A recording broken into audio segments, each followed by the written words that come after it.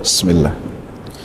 Innal hamdalillah nahmaduhu wa nasta'inuhu wa nastaghfiruh wa na'udzu billahi min shururi anfusina wa sayyiati a'malina.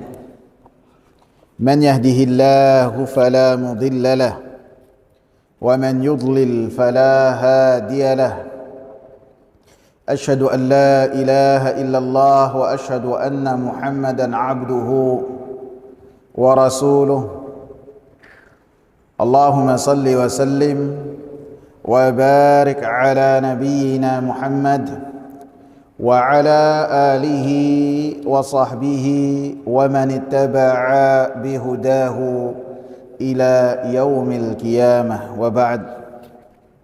Hadirin jamaah sekalian yang saya hormati, masih membahas hadis yang pertama dari bab yang ke-20 ini,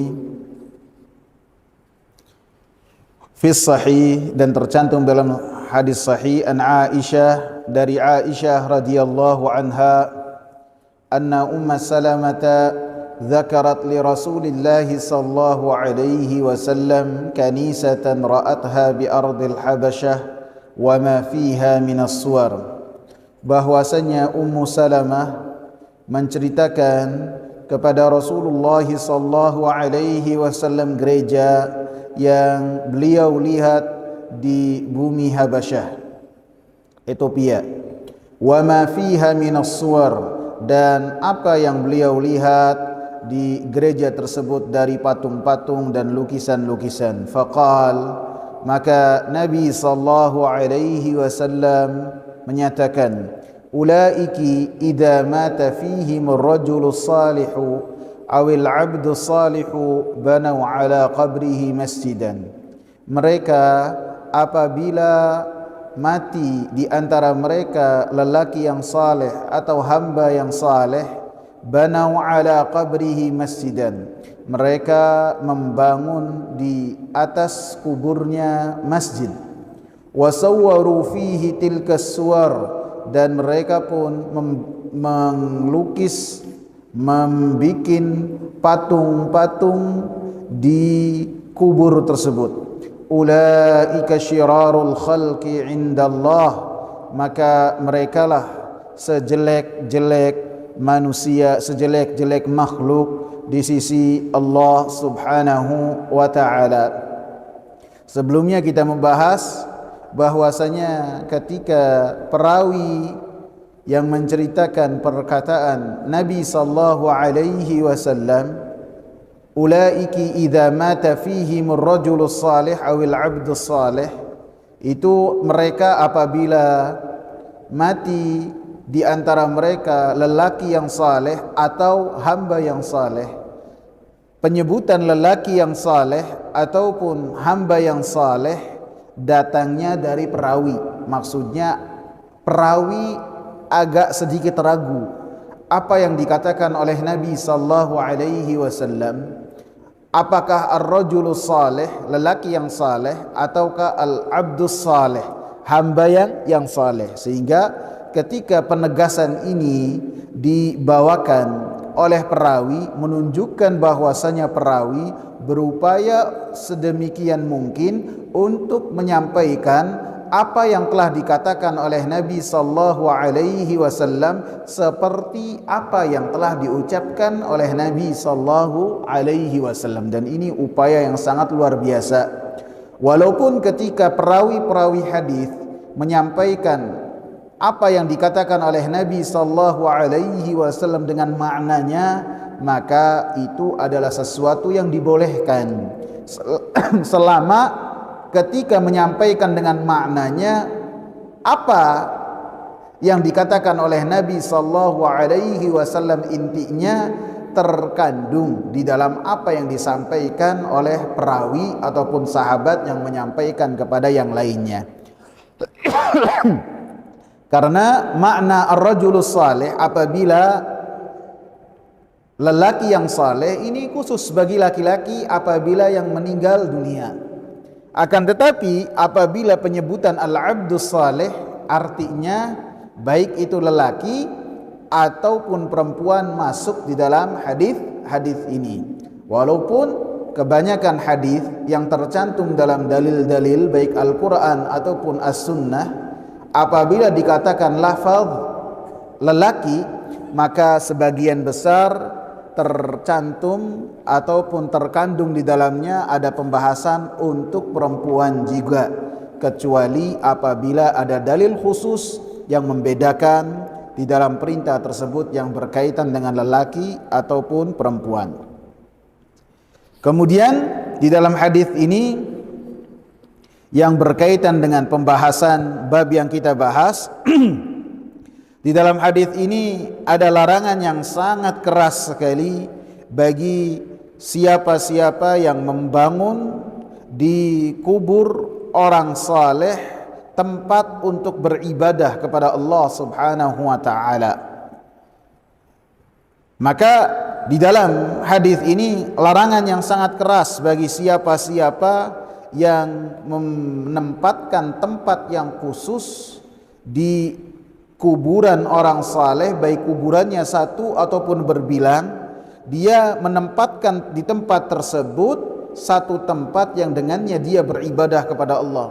Larangannya sangat keras sekali, sehingga disebutkan dalam hadis ini dikatakan sebagai makhluk yang paling jelek di sisi Allah Subhanahu wa taala. Di dalam hadis ini juga ada penjelasan yang sangat gamblang sekali terhadap larangan dari beribadah kepada Allah Subhanahu wa taala di sisi kubur orang-orang saleh. Larangan yang sangat keras. Beribadahnya kepada Allah, ikhlas dalam beribadah kepada Allah sesuai dengan apa yang telah diajarkan dan dicontohkan oleh Rasulullah. Akan tetapi ketika ibadahnya dilakukan di tempat kubur orang-orang saleh, maka itu larangannya sangat keras. Dan larangan keras juga berkaitan dengan ketika menjadikan kubur-kubur tersebut sebagai masjid. Masjid di sini bukan artinya bangunan masjid yang seperti kita ketahui, bukan hanya itu. Akan tetapi lebih umum lagi, masjid artinya tempat sujud, artinya tempat seseorang beribadah. Sehingga dalam hadis ini larangan ketika seseorang beribadah di pemakaman walaupun tidak ada bangunan masjidnya. Karena hadis yang diceritakan oleh Ummu Salamah membahas tentang apa? Tentang gereja. Gereja yang beliau lihat di negeri Habasyah. Maka Rasulullah sallallahu alaihi wasallam langsung mengatakan, banau ala qabrihi masjidan. Mereka itu apabila ada yang meninggal di antara mereka orang soleh atau hamba soleh, lelaki soleh atau hamba soleh, maka mereka membangun di atasnya apa? Masjid. Masjid di sini artinya mereka menjadikan di tempat tersebut tempat ibadahnya kepada Allah Subhanahu wa taala. Hal ini menjadi larangan keras karena perbuatan tersebut adalah perbuatan orang-orang Nasara dan perbuatan ahlil kitab, sehingga siapa yang melakukan hal yang serupa maka mau tidak mau mereka termasuk dari makhluk yang paling jelek di sisi Allah Subhanahu wa taala. Makhluk yang paling jelek adalah orang yang menjadikan kuburan sebagai tempat ibadah walaupun ibadahnya kepada Allah. Maka apabila ibadahnya kepada yang ada di dalam kubur tersebut, maka lebih jelek lagi. Karena ketika beribadahnya kepada Allah di tempat tersebut, maka itu adalah makhluk yang paling jelek. Karena ini menunjukkan adalah larangan-larangan keras supaya kita jangan beribadah di tempat tersebut. Ibadah apapun juga, baik itu salat fardu, salat 5 waktu, membaca Al-Quran, bersedekah, menyembelih, apapun itu, maka dilarang kita untuk beribadah. Karena pada hakikatnya bumi yang luas ini semuanya bisa digunakan untuk kita beribadah kepada Allah Subhanahu wa taala. Rasulullah sallallahu alaihi wasallam mengatakan al-ardu kulluha masajid atau masjid. Bumi ini semuanya kata Rasulullah sallallahu alaihi wasallam bisa digunakan untuk kita itu melakukan sholat. Jadi kalau kita sholat misalnya pas melakukan perjalanan, kemudian begitu perjalanan masuk rest area, begitu masuk di rest area kita dapati musolanya penuh misalnya. Kadang-kadang musolanya penuh. Kita cuma bisa ngambil air wudhu, kemudian setelahnya kita bisa sholat di samping mobil. Yang penting jelas arah kiblatnya kemana, bisa. Tidak harus sholat itu kita di musola, tidak. Terutama dalam perjalanan bisa itu. Kalau kita masuk kemudian di tempat istirahat, tempat makan, begitu di tempat makan tersebut tidak disediakan musola secara khusus, bisa kita sholatnya itu di samping kursi kita makan. Tidak harus kita sholatnya itu di musola. Dan ini keutamaan yang Allah subhanahu wa ta'ala berikan kepada umat ini. Rasulullah sallallahu alaihi wasallam katakan, u'titu khamsan lam yu'tahunna ahadun minal anbiya'i qabli. Saya diberikan 5 hal, yang 5 hal tersebut hanya diberikan kepadaku, tidak diberikan kepada selainku dari para nabi, kata Rasulullah. Ju'ilat lil ardu masjidan wa tahura. Dijadikan untukku, kata Rasulullah sallallahu alaihi wasallam, dan untuk umatku bumi ini, tanah ini sebagai tempat untuk sholat dimanapun kita berada. Kalau umat-umat terdahulu ketika mereka akan beribadah kepada Allah, ada tempat-tempat khusus, baik itu namanya saumi'ah, baik itu namanya kanisah gereja, baik itu namanya bi'ah atau bai'ah. Itu tempat-tempat ketika beribadah di tempat-tempat tersebut. Adapun umat Islam di mana kita berada, maka kita bisa sholat.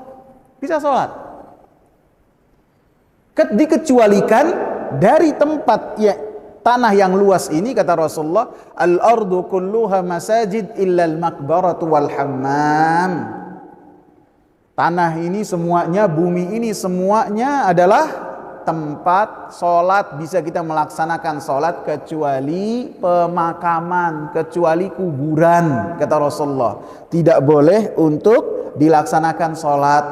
Wal hammam, dan tempat buang hajat ataupun tempat mandi, maka dikecualikan untuk seseorang sholat di dalamnya. Sehingga ini menunjukkan bahwasanya ketika sholat beribadah kepada Allah, baik itu membaca Al-Quran, baik itu apapun juga, maka tidak boleh dilakukan di tempat-tempat yang dilarang. Dan seperti yang saya ingatkan, apabila seorang melakukan sholat di tempat yang dilarang, maka larangan tersebut memiliki makna bahwasanya sholat yang ditunaikan oleh seseorang di tempat-tempat yang dilarang, maka menjadikan sholatnya tidak diterima oleh Allah subhanahu wa ta'ala. Dalam hadis ini ada beberapa pelajaran, saya kumpulkan dari beberapa kitab, di antaranya dari kitab Fathul Bari li Syarah Sahihil Bukhari, jilid 1 halaman berapa, 680. Dikatakan oleh Al-Imam Ibn Hajar Asqalani rahimahullah ketika beliau membahas tentang hadis Aisyah dan Ummu Salamah, wa fil hadis dalilun ala tahrimis suwar. Di dalam hadis Ummu Salamah menunjukkan diharamkannya tahrimu taswir, diharamkannya untuk seseorang bermudah-mudahan untuk melukis, menggambar, ataupun menaruh orang-orang yang mereka anggap sebagai memiliki peranan dalam hidup ataupun orang-orang besar di rumah-rumah mereka. Ini berkaitan dengan haramnya untuk melukis, menggambar makhluk yang bernyawa, dan juga menggambar dan melukis orang-orang yang kita kagumi, maka itu tidak boleh. Apabila yang kita kagumi saja kita tidak boleh, baik itu orang tua ataupun orang alim, maka lebih-lebih yang selainnya, maka itu tidak boleh lagi. Karena pada hakikatnya ketika kita menaruh gambar orang-orang yang sudah meninggal dunia di rumah kita, menaruh foto di rumah kita, pada hakikatnya seperti yang sudah kita sebutkan akan menjadikan apa? Malaikat tidak masuk rumah kita. Yang kedua, yujaddidul huzn. Apabila kita sering melihat foto orang-orang yang telah meninggal dunia dari orang-orang yang kita sayangi, maka akan mengembalikan rasa sedih di hati kita. Sehingga kita tidak dianjurkan untuk lebih memperbanyak kenangan-kenangan terus kemudian naruh di dinding, baik itu yang berkaitan dengan foto keluarga ataupun foto orang-orang yang dianggap dengan orang-orang saleh, tidak boleh. Sehingga dikatakan oleh Imam Baydhawi rahimahullah, Imam Ibn Hajar rahimahullah membawakan dengan mengatakan, bima kanatil yahudu wan nasara yasjuduna likuburil anbiya ta'ziman li sya'nihim.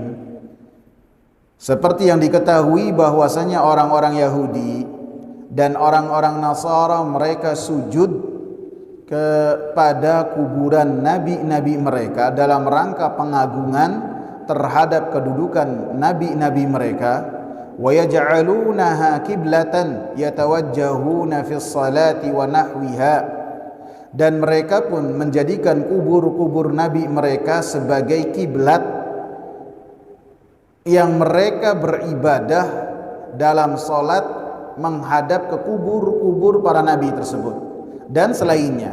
Wattakhaduha authanan, dan orang Yahudi dan orang Nasara menjadikan kubur-kubur nabi mereka sebagai berhala yang disembah selain Allah Subhanahu wa taala. La'anahum, maka Allah Subhanahu wa taala melaknat mereka. Rasulullah sallallahu alaihi wasallam melaknat mereka.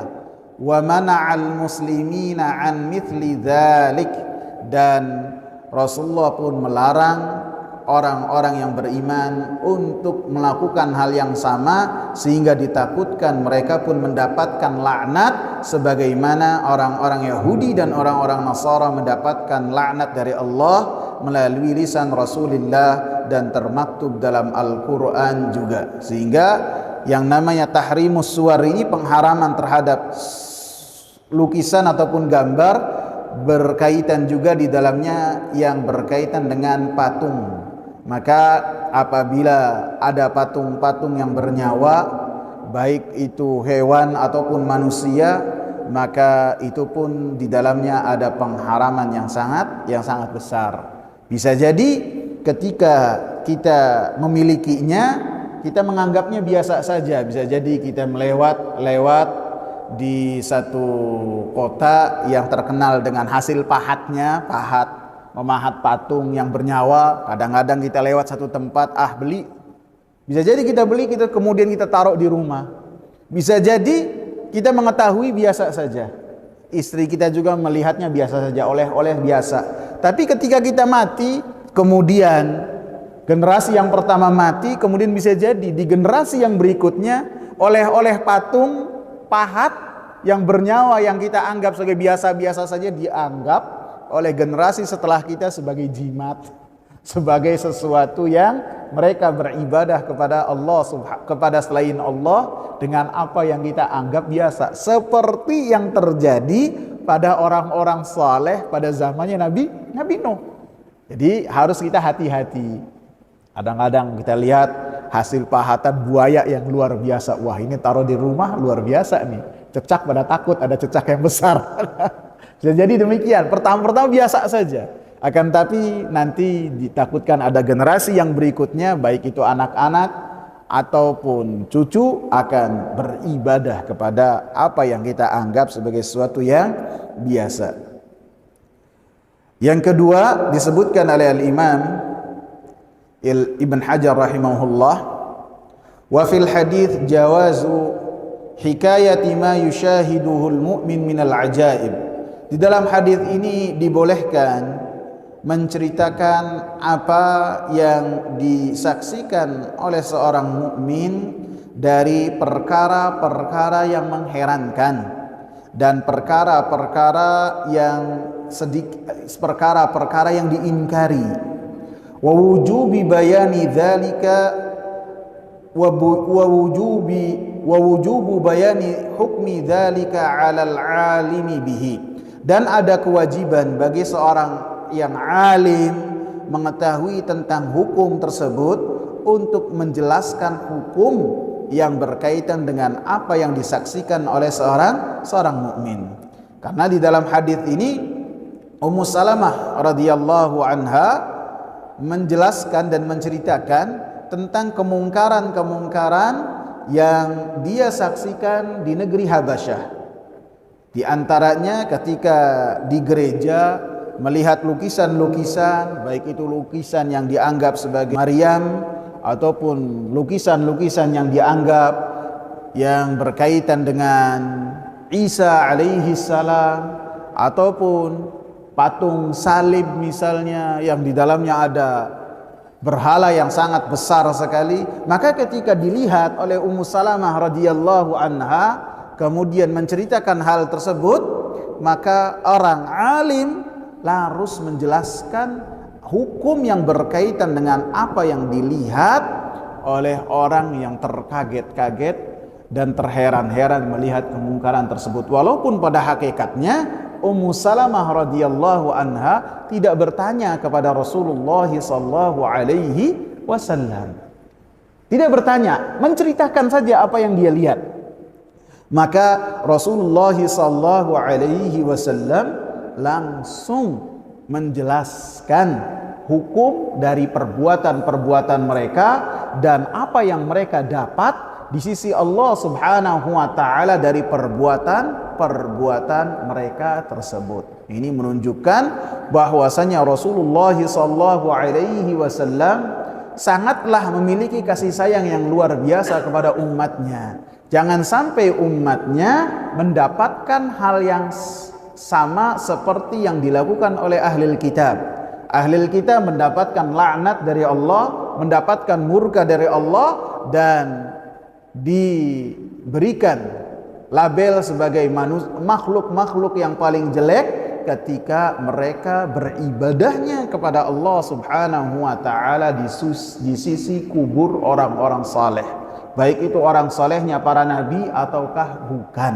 Maka Nabi mengingatkan jangan sampai umatnya melakukan hal tersebut. Sehingga dalam hadis ini juga menunjukkan bahwasanya agama ini nasihat. Agama ini nasihat dan wajib bagi setiap orang yang mengetahui tentang perkara yang tidak diketahui oleh orang lain untuk menjelaskan, baik itu yang berkaitan dengan perkara dunia ataupun yang berkaitan dengan perkara akhirat. Seperti yang saya bahas dalam kajian di Masjid An-Nur ya. Wajib apabila kita mengetahui, lebih-lebih terhadap orang alim. Dan biasanya saya lakukan itu. Biasanya saya lakukan. Ada orang salam, assalamualaikum, assalamualaikum. Imamnya setelah salam, ada orang yang tahiyatnya lama sekali enggak salam-salam. Padahal imamnya sudah salam. Oh, saya lihat orangnya lagi doa nih. Karena termasuk tempat doa yang paling dianjurkan banyak doa ketika di tahiyat akhir. Di tahiyat akhir kita dianjurkan untuk berdoa. Akan tetapi apabila imam salam, kata Rasulullah, wa idza sallama fasallimu. Apabila imamnya salam, kalian harus cepat salam. Jangan imamnya salam kalian nunggu menyelesaikan doa dulu, jangan. Maka saya datangi, saya ceritakan, ini nggak boleh antum melakukan demikian. Antum kalau dapati imam salam, antum harus salam. Nggak boleh. Oh gitu Ustaz ya. Terus saya kalau mau doanya lama, tahiyat akhir gimana Ustaz? Ya antum sholat sendiri. Iya kan? Baik itu tahiyatul masjid, baik itu ba'diyah ataupun qobliyah. Kalau sholat sendiri mau sholatnya selama-lamanya juga nggak apa-apa.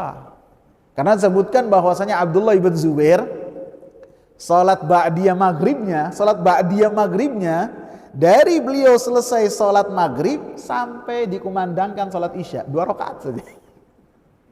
Abdullah bin Zubair sholat ba'diyahnya 2 rakaat itu sampai menjelang azan Isya.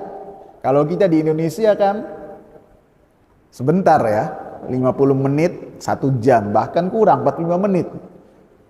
Kalau di negeri Arab, apalagi di musim-musim tertentu, bisa 2 jam bedanya antara azan selesai maghrib sampai Isya, bisa 1 jam.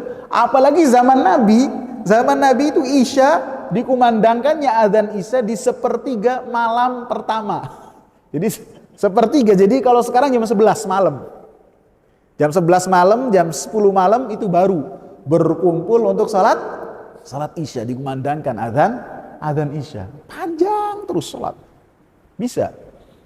Jadi demikian, kita ketika mengetahui ada perkara yang kita tahu, kita sampaikan. Begitu juga terkadang saya mendapati ada orang yang selesai sholat sunnah, Assalamualaikum, dia istighfar. Astagfirullah. Karena kebiasaan kalau sholat fardu selesai salam, istighfar. Ini khusus untuk sholat fardu saja. Untuk sholat fardu. Adapun sholat sunnah, tidak ada istighfar setelahnya. Saya ingatkan, antum jangan istighfar. Istighfar ini khusus buat sholat fardu. Adapun sholat sunnah, hanya sholat witir sesudah witir dan sholat duha saja yang dianjurkan dengan zikir tertentu, dan itu bukan istighfar. Kalau sholat witir apa doanya? Subhanal Malikil Quddus ya. Subhanal Malikil Quddus, dibaca 3 kali, Subhanal Malikil Quddus, sudah cukup.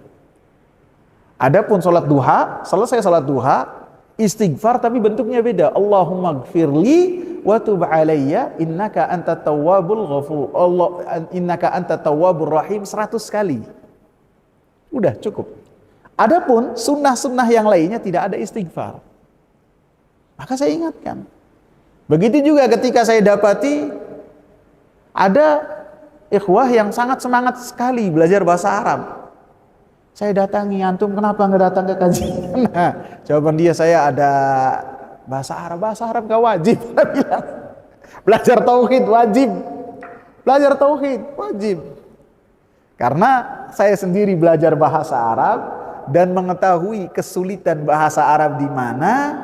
Jangan sampai waktunya habis dengan bahasa Arab, kemudian yang lebih penting dari itu tidak tercapai. Seharusnya belajar tauhid, belajar Al-Quran. Karena tidak harus mempelajari Al-Quran dengan belajar bahasa Arab terlebih dahulu. Untuk poin yang ini orangnya marah. Tidak terima. Dia marah, kelihatan wajahnya. Saya mau ngomong, saya ini bisa bahasa Arab. Belajar bahasa Arab dari tahun 99 dan sampai sekarang pun belajar bahasa Arab, seneng lah bahasa Arab. Dan saya ingatkan, jangan belajar bahasa Arab, umur antum sudah tua, jangan belajar bahasa Arab. Sudah belajar yang lainnya, belajar dengerin kajian tauhid, kajian di masjid-masjid yang lainnya. Kalaupun belajar bahasa Arab, ditakutkan waktunya habis untuk belajar bahasa Arab dan hasilnya tidak optimal. Kemudian ketika seorang menyebutkan suatu hal yang munkar, terutama, maka harus diingatkan dari dampak ketika seseorang menyebutkannya. Apakah ketika menyebutkan hal-hal yang munkar itu akan menjadi promosi gratis buat hal-hal yang munkar ataukah tidak? Harus diperhatikan dampaknya. Jangan sampai ketika seseorang menceritakan perkara-perkara yang jelek, kemudian seakan-akan mengajarkan terhadap orang-orang yang lugu bagaimana bermaksiat kepada Allah Subhanahu wa taala, ataupun supaya orang-orang yang tidak ngerti pun melakukan perjalanan ke negeri orang-orang kafir supaya melihat apa yang dia lihat. Jadi seorang ketika harus menceritakan hal-hal yang munkar harus ia ketahui apakah efeknya ini menjadikan seorang melakukan hal yang sama ataukah tidak. Kemudian yang ketiga disebutkan oleh Al-Imam Ibn Hajar Al-Asqalani rahimahullah, wa dhammu fa'ilil muharramat, celaan terhadap pelaku orang-orang yang berbuat dosa. Celaan di sini adalah Rasulullah mengatakan bahwasanya orang yang telah menjadikan kubur sebagai masjid dan melukis dan membuat patung di kubur tersebut dengan berbagai lukisan dan patung, maka mereka adalah orang-orang yang dikategorikan sebagai makhluk Allah yang paling jelek. Yang paling jelek. Yang keempat, wa anna li'tibara fil ahkam bisyar'i la bil aqli, bahwasanya ketika mengambil ibrah di dalam hukum-hukum itu dengan syarak, dengan syariat, bukan dengan akal, bukan dengan perasaan, bukan. Akan tetapi ketika kita menyatakan ini bagus ataukah tidak dengan nas dari Al-Quran dan sunnah Nabi Sallallahu Alaihi Wasallam, sehingga dikatakan oleh para ulama apabila sudah datang nas dari Al-Quran, dari As-Sunnah, maka sudah tidak butuh lagi pendapat orang-orang bagaimanapun kealiman orang tersebut. Apabila berbenturan dengan nas, maka harus kita tinggalkan. Maka dalam kisah yang dibawakan oleh Ummu Salamah, Nabi Sallallahu Alaihi Wasallam langsung menghukuminya dengan dalil berupa apa yang beliau ketahui dari wahyunya Allah Subhanahu wa Ta'ala. Kemudian pelajaran yang kelima, wa fihi karahiyatus salati fil maqabiri sawa'un kanat bijanbil qabri aw alaihi aw ilaihi. Di dalam hadis ini dimakruhkan untuk sholat di pemakaman, baik itu di samping kuburan atau di atas kuburan ataupun menghadap kuburan. Maka penggunaan kata karahiyah dimakruhkan menurut istilah yang digunakan oleh para ulama terdahulu. Makruh itu ada dua, ada makruh tanzih, ada makruh tahrim. Ada makruh yang artinya seperti makruh yang kita ketahui, ada juga makruh yang artinya haram. Maka apa yang dikatakan oleh Al-Imam Ibn Hajar Al-Asqalani rahimahullah yang berkaitan dengan makruh di sini adalah artinya hukumnya adalah haram, bukan hukumnya artinya makruh. Karena makruh secara bahasa artinya apa? Dibenci, dan tidaklah dibenci kecuali perkara-perkara yang diharamkan oleh Allah Subhanahu wa Ta'ala. Sehingga dalam surat Al-Isra ayat 38 Allah Subhanahu wa Ta'ala katakan, kullu dzalika kana sayyi'uhu 'inda rabbika makruha. Semua itu kejelekan di sisi Rabbmu makruha, sesuatu yang makruh. Apa kejelekan-kejelekan yang tercantum dalam ayat-ayat sebelumnya? Dari ayat ke-22 sampai ayat 37. Yang pertama disebutkan melakukan kesyirikan kepada Allah. Dosa besar apakah makruh ini? Dosa yang paling besar. Allah katakan makruh. Kemudian yang kedua, hendaklah berbakti kepada orang tua dan larangan untuk seseorang durhaka kepada orang tua walaupun dengan berkata saja. Ini suatu yang makruh yang seperti yang kita kenal atau artinya suatu yang besar. Suatu yang besar Allah Subhanahu wa Ta'ala katakan sebagai makruh. Ada yang kemudian ayat yang ke-31, wala taqtulu auladakum khasyata imlak. Jangan kalian bunuh anak-anak kalian karena takut kere, takut fakir. Ini dosa kecil apa dosa besar? Besar. Yang ke ayat 32, wala taqrabuz zina. Jangan kalian mendekati zina. Zina makruh apa dosa besar? Dosa besar. Jadi istilah makruh yang tercantum dalam Al-Quran dan hadis-hadis Nabi Sallallahu Alaihi Wasallam dan digunakan juga oleh para ulama terdahulu artinya adalah haram. Artinya haram untuk bahasa kita sekarang. Sehingga sebagian ulama ketika ditanya tentang satu hal, termasuk kewaraan mereka, rasa takut mereka kepada Allah ketika membahas satu hukum yang ketika ditanyakan hal-hal yang besar mereka mengatakan akrahu dzalik. Saya menganggap hal tersebut adalah suatu yang makruh, bukan makruh dengan istilah kita sekarang, akan tapi makruh yang artinya adalah dosa besar. Sehingga makruh yang disebutkan oleh Imam Ibn Hajar Asqalani rahimahullah adalah karahiyatut tahrim, yang mendekati kepada perkara-perkara yang diharamkan oleh Allah Subhanahu wa taala. Kemudian di dalam kitab Syarah Kitab Tauhid yang ditulis oleh Al-Ustaz Yazid bin Abdul Qadir Jawas rahimahullah, beliau membawakan 6 pelajaran dari hadis Aisyah radhiyallahu anha ini. Beliau katakan pelajaran yang pertama, larangan dari beribadah kepada Allah Subhanahu wa taala di sisi kubur orang soleh.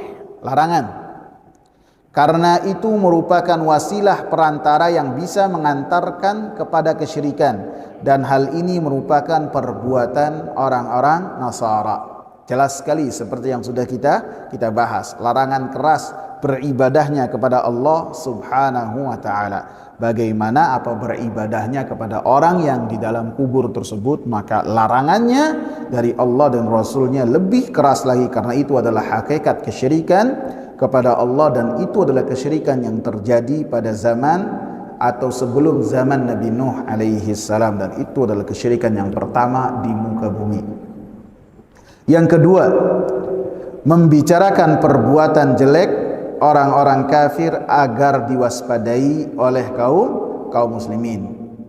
Jadi pada hakikatnya kita dibolehkan untuk membicarakan perbuatan orang-orang kafir, yang mana perbuatan orang-orang kafir itu adalah perbuatan yang dilarang oleh Allah Subhanahu wa taala, dengan maksud supaya kita waspada dan supaya kita orang-orang yang beriman tidak melakukan hal-hal yang sama, baik yang berkaitan dengan kesyirikan kepada Allah, baik yang berkaitan dengan cara ibadah mereka, ataupun yang berkaitan dengan cara rumah tangga mereka.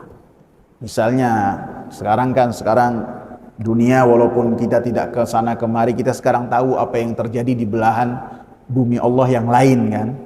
Misalnya sekarang seperti yang terjadi di Jepang, sekarang populasi mereka sangatlah memprihatinkan. Karena apa? Mereka tidak mau menikah. Mereka tidak mau menikah, dan kalaupun menikah, mereka tidak mau memiliki anak. Ini adalah suatu hal yang jelek yang ketika kita sampaikan, bukan berarti supaya kaum muslimin melakukan hal yang sama, tidak, akan tapi supaya ingat perintah Rasulullah, tazawwajul waludal wadud, kalian nikahi perempuan-perempuan yang memungkinkan untuk banyak anak, supaya banyak anak. Dan Rasulullah katakan, fa inni mukatsirun bikum al umama yaumal qiyamah, karena saya akan berbangga dengan umat ini ketika jumlahnya dengan jumlah yang banyak. Kemudian banyak contohnya ya, banyak sekali yang bisa kita dapat dari info yang ada di negeri orang-orang kafir. Yang ketiga, beliau menyebutkan peringatan dari gambar-gambar dan patung-patung, terutama gambar-gambar dan patung-patung orang-orang yang diagungkan, karena bisa mengantarkan kepada kesyirikan. Jadi yang diagungkan ini bisa orang-orang yang dianggap soleh, atau bisa yang dianggap sebagai wali. Mungkin contohnya gambar lukisan Abdul Qadir Al-Jilani atau Al-Jailani. Saya heran dari mana mereka tahu itu fotonya Syekh Abdul Qadir Al-Jilani. Dari mana? Dari mana itu? Siapa yang menjamin itu foto dari Syekh Abdul Qadir Al-Jilani? Dan Syekh Abdul Qadir Al-Jilani ini ulama besar di kalangan mazhab Hanbali, ulama yang sangat besar dan diakui kealimannya. Sehingga termasuk cerita atau riwayat yang sahih yang berkaitan dengan keutamaan beliau, Suatu ketika beliau berjalan sendirian. Begitu dia berjalan sendirian, kemudian di siang hari tersebut ada awan hitam yang berada di atas kepala beliau. Kemudian awan hitam ini mengeluarkan suara, "Ya Abdul Qadir, innani ana Allah, innani ana Rabbuk, faqad ahlaltuka haraman." Wahai Abdul Qadir Al-Jilani, saya ini Rabbmu. Saya telah menghalalkan untuk engkau sesuatu yang haram, dan saya telah membebaskan engkau dari ibadah kepadaku. Oleh Syekh Al-Imam Abdul Qadir Al-Jilani rahimahullah, langsung beliau mengambil batu disambit ini. "Ikhsa' ya aduwallah." Lemahlah engkau, hinalah engkau wahai musuh Allah. Langsung hilang awan hitam ini. Kemudian ada suara yang mengatakan, "Saya telah menyesatkan banyak manusia dengan cara demikian. Kenapa engkau bisa selamat dari perangkap saya?" Ini bisa jadi iblis, bisa jadi syaitan. Dan syaitan tentu jin ya. Dan iblis tentu dari kalangan jin. Maka kata Al-Imam Abdul Qadir Al-Jilani rahimahullah, Rasulullah sallallahu alaihi wasallam orang yang paling saleh, orang yang paling bertakwa, tidak pernah mendapatkan keistimewaan untuk tidak beribadah kepada Allah Subhanahu wa taala. Para sahabat manusia yang paling saleh tidak mendapatkan hal ini. Kok ujug-ujug saya dapat? Ini menunjukkan ujian, fitnah, termasuk fitnah agama, fitnah syubhat, akan bisa seseorang diselamatkan setelah izin Allah Subhanahu wa taala dengan ilmu, dengan Al-Qur'an dan As-Sunnah. Seperti sebagaimana Al-Imam Abdul Qadir Al-Jilani rahimahullah bisa selamat dari perangkap iblis tersebut. Yang ketiga ya, peringatan dari gambar-gambar dan patung-patung, terutama gambar-gambar dan patung-patung yang diagungkan, karena bisa mengantarkan kepada kesyirikan. Jadi kita harus waspada. Yang keempat, haramnya membangun masjid di atas kuburan. Dan seperti yang sudah kita bahas, bahwasanya membangun kubur di atas kubur itu masjid mencakup beribadah di kuburan tersebut. Walaupun kuburannya anggaplah pemakaman umum, kemudian seorang menjadikan 1-2 kubur ataupun beribadah di pemakaman tersebut, maka telah menjadikan kubur tersebut, pemakaman tersebut sebagai masjid walaupun tidak ada bangunan secara fisik. Ketika beribadah, membaca Al-Fatihah, membaca surat-surat Al-Quran, ataupun berzikir di tempat tersebut, bersedekah dan ibadah lainnya, maka telah menjadikan tempat tersebut sebagai masjid. Lebih-lebih apabila masjid, kemudian di masjid tersebut, di area masjid tersebut ada kubur. Baik kuburnya satu, lebih-lebih berbilang. Baik itu kuburnya itu di mihrab ataupun di tengah-tengah. Saya pernah dapat itu, kuburannya di tengah-tengah satu. Ataupun kuburannya itu nempel dengan pagar masjid. Jadi anggaplah terasnya itu besar, selasarnya besar, kemudian pembatasnya jauh, kemudian ada di ujung bagian dalam itu kubur, maka sholat di kubur tersebut tidak boleh. Karena setiap yang haram dan larangan dalam Al-Quran ataupun As-Sunnah yang berkaitan dengan ibadah, maka ibadah di tempat tersebut adalah sesuatu yang rusak, karena larangan berarti kerusakan dalam ibadah tersebut. Sehingga fatwa-fatwa para ulama yang berkaitan dengan hal tersebut, apabila seorang sholat di masjid yang ada kuburnya, maka hendaklah dia mengulang sholat yang telah dia lakukan. Sehingga membangun masjid di atas kuburan ini termasuk 5 perincian yang sudah kita bahas. Sholat di atas kubur, kemudian sholat menghadap kubur, kemudian sholat di area pemakaman. Yang keempat, ada jenazah dimakamkan di tanah lapang, kemudian setelah jenazah dimakamkan dibangun di atasnya kubur. Ada yang demikian. Ada juga jenazah meninggal dunia seorang, kemudian dimakamkan di masjid. Maka ini termasuk larangan-larangan yang sudah kita bahas. Karena pada hakikatnya masjid dan kuburan tidak pernah bersatu. Sehingga Rasulullah katakan, setiap tanah ini, bumi ini tempat ibadah kecuali pemakaman ataupun kuburan. Dan termasuk juga apabila kuburnya itu satu. Yang kelima, orang yang membangun masjid di kubur orang saleh, dia termasuk sejelek-jelek makhluk di sisi Allah Subhanahu wa taala. Walaupun niatnya baik, karena perbuatan itu bisa menyampaikan kepada kekufuran dan kesyirikan. Siapa yang mengatakan demikian? Bukan penulis kitab ini, bukan, karena beliau pun menukil dari perkataan ulama, yaitu dalam kitab Al-Mulakhas karya Syekh Shalih Fauzan.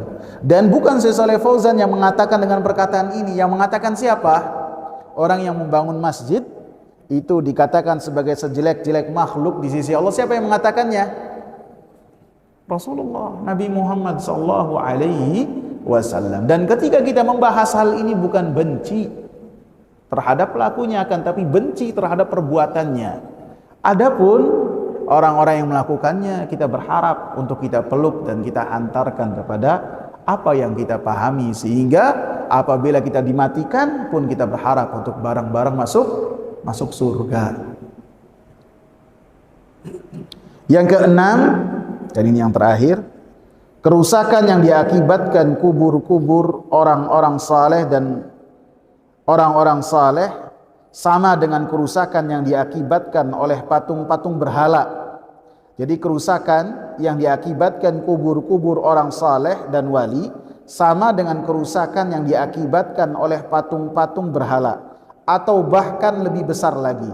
Karena kesyirikan yang diakibatkan oleh kubur seseorang yang dianggap soleh lebih melekat di jiwa daripada syirik dengan kayu ataupun batu ataupun patung. Karena ini bisa jadi karena ketika seorang melakukannya lebih merasa khusyuk dengan ketika beribadah di kubur-kubur tersebut, lebih-lebih diiringi dengan kisah-kisah khurafat yang berkaitan dengan empuknya orang yang ada di dalam kubur tersebut, ataupun ditambah lagi dengan pembahasan bahwasanya tempat tersebut penuh berkah dan lain-lain. Sehingga sangat disayangkan sekali orang-orang yang beribadah di tempat-tempat yang dilarang oleh Rasulullah tersebut, termasuk bisikan-bisikan syaitan yang di hati mereka merasa lebih khusyuk ketika beribadah di tempat tersebut.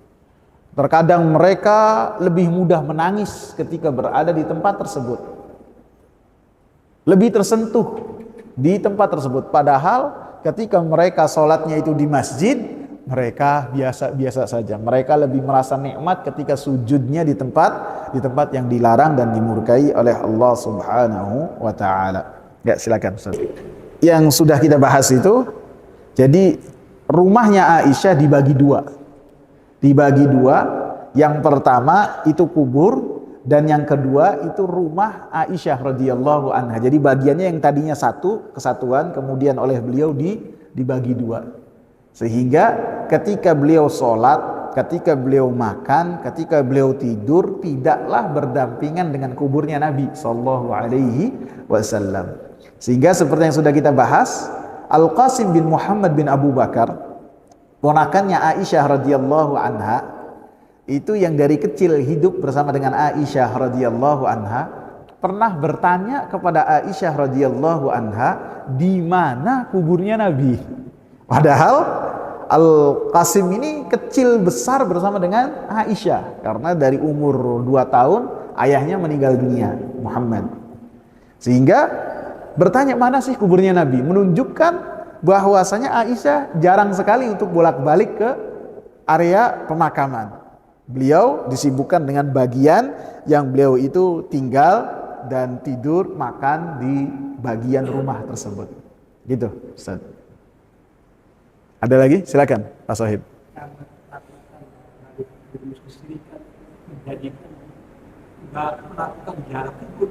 Apanya?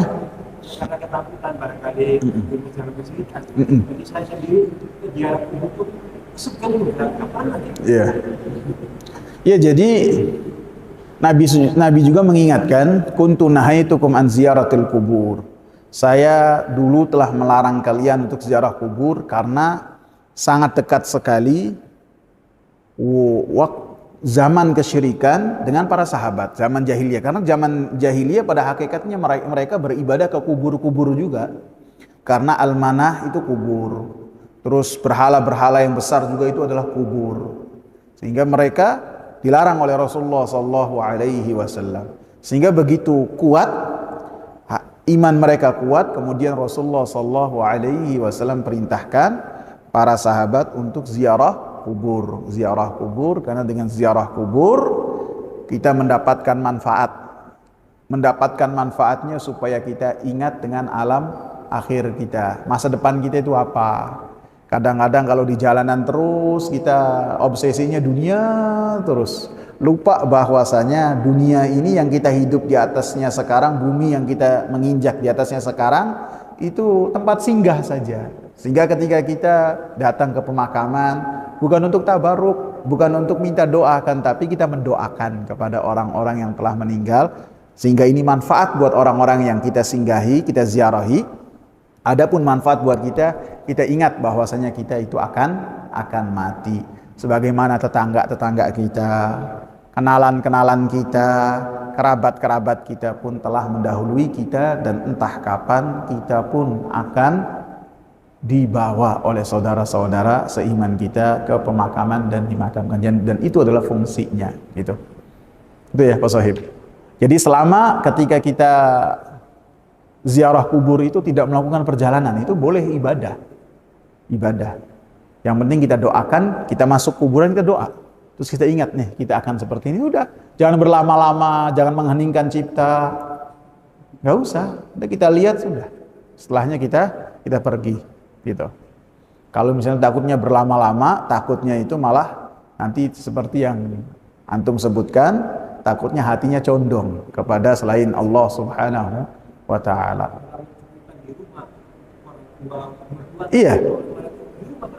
Iya, kalau mendoakan secara pribadi kepada orang tua, apa ya, kita cukup di rumah, cukup seperti sekarang lagi hujan, ataupun di waktu antara azan dan iqamat, atau seperti yang tadi kita bahas ketika tahiyat akhir, kita doakan, dan itu lebih sampai, gitu. Ya, silakan Pak Salim. Apa bedanya melukis sama foto? Iya. Jadi sebagian para ulama menyamakan antara memfoto dengan melukis, sebagian ulama, sehingga sebagian dari mereka tidak mau difoto karena ditakutkan hasil dari foto tersebut adalah ditaruh di tempat-tempat tertentu kemudian diagungkan, seperti itu. Dan sebagian ulama yang lain menyatakan bahwasanya foto itu berbeda dengan lukisan. Karena lukisan itu walaupun terkadang hasilnya sama seperti foto, karena ada gerakan tangan terlebih dahulu. Apalagi yang berkaitan dengan patung memahat, maka ada gerakan-gerakan tangan terlebih dahulu. Adapun foto adalah hasil jepretan yang memiliki hal yang berbeda dengan hasil dari lukisan tadi, sehingga sebagian para ulama membedakan.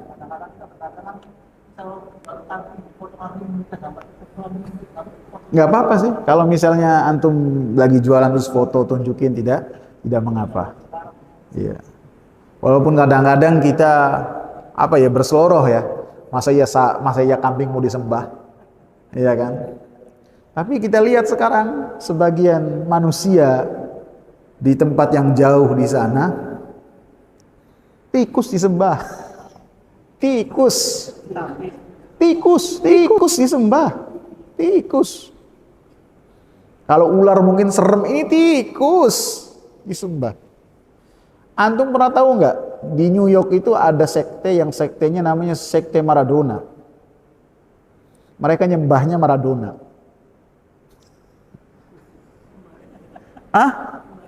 Maradona, fotonya Maradona, Diego Armando Maradona, fotonya disembah. Itu waktu dia masih hidup, disembah.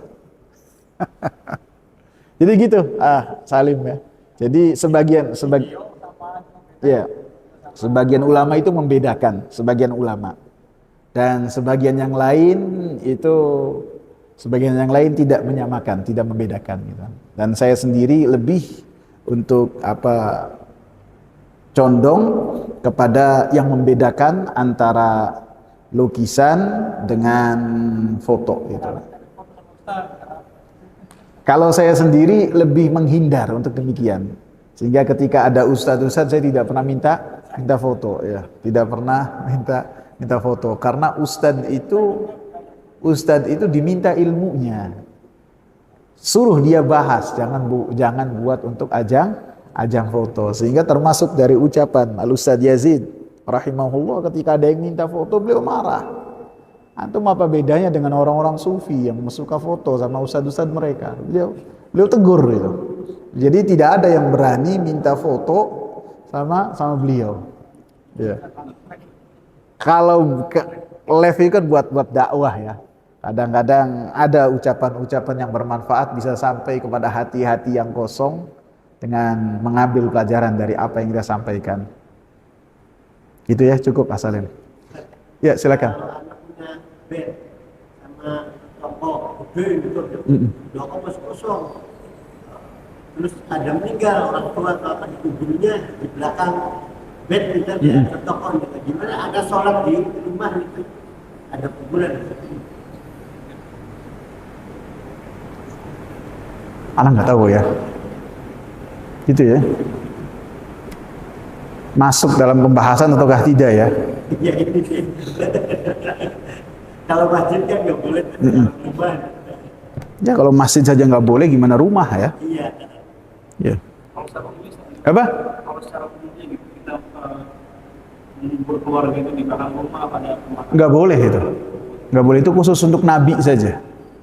Khusus untuk Nabi itu kekhususannya di mana beliau wafat, di situ beliau dimakamkan.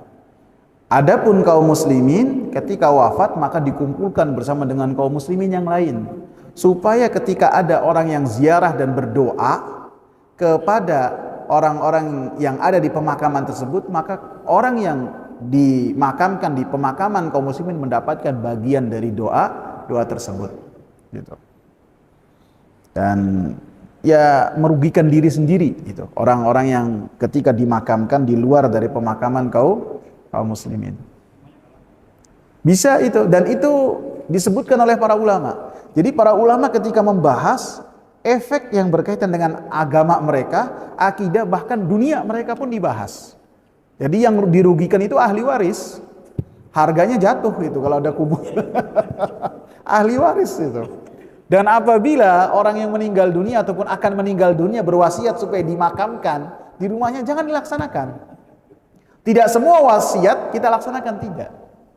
Akan tapi dilihat sesuai dengan hukum syar'i ataukah tidak. Karena dalam pembahasan yang dikatakan oleh Syekh Al-Imam Al-Hafidh Ibn Hajar, anna li'tibari fil ahkami bisyara', bahwasanya kita menentukan ibrah dan pelajaran ini boleh, ini tidak, itu bukan dengan perasaan ataupun akal, melas, kasihan, jangan. Akan tapi dengan apa? Dengan dalil. Apa hukumnya? Boleh ataukah tidak? Gitu. Cukup ya? Semoga bermanfaat. Subhanakallahumma bihamdika, asyhadu an la ilaha illa anta, astaghfiruka wa atubu ilaih.